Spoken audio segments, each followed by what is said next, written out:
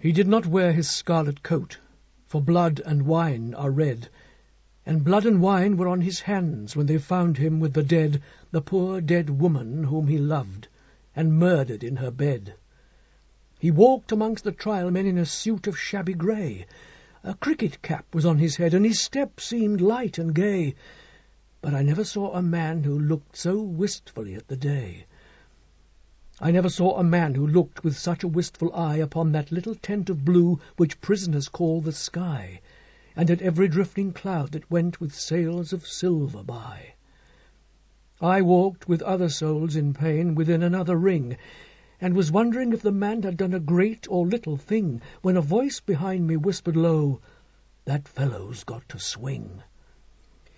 Dear Christ, the very prison walls suddenly seemed to reel, and the sky above my head became like a cask of scorching steel, and though I was a soul in pain, my pain I could not feel.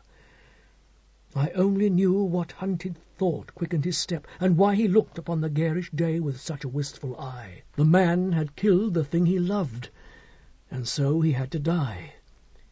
Yet each man kills the thing he loves, by each let this be heard. Some do it with a bitter look, some with a flattering word.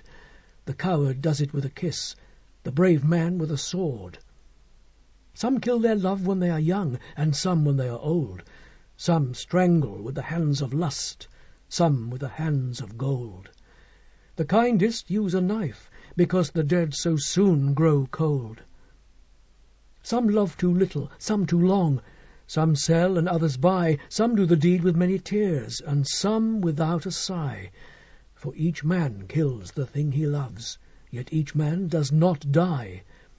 He does not die a death of shame on a day of dark disgrace, nor have a noose about his neck, nor a cloth upon his face, nor drop feet foremost through the floor into an empty space. He does not sit with silent men who watch him night and day, who watch him when he tries to weep and when he tries to pray, who watch him lest himself should rob the prison of its prey.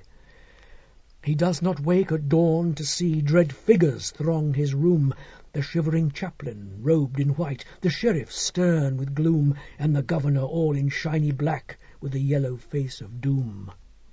He does not rise in piteous haste to put on convict clothes, while some coarse-mouthed doctor gloats and notes each new and nerve-twitched pose, fingering a watch whose little ticks are like horrible hammer blows. He does not feel that sickening thirst that sands one's throat before the hangman with his gardener's gloves comes through the padded door and binds one with 3 leathern thongs that the throat may thirst no more. He does not bend his head to hear the burial office read, nor, while the anguish of his soul tells him he is not dead, cross his own coffin as he moves into the hideous shed. He does not stare upon the air through a little roof of glass. He does not pray with lips of clay for his agony to pass, nor feel upon his shuddering cheek the kiss of Caiaphas.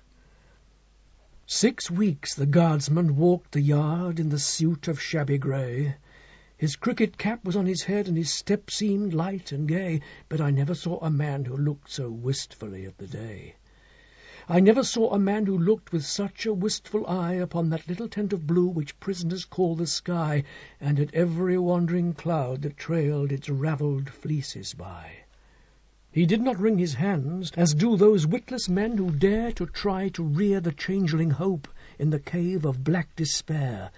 He only looked upon the sun and drank the morning air. He did not wring his hands, nor weep, nor did he peak or pine, but he drank the air as though it held some healthful anodyne. With open mouth he drank the sun as though it had been wine. And I and all the souls in pain who tramped the other ring forgot if we ourselves had done a great or little thing, and watched with gaze of dull amaze the man who had to swing.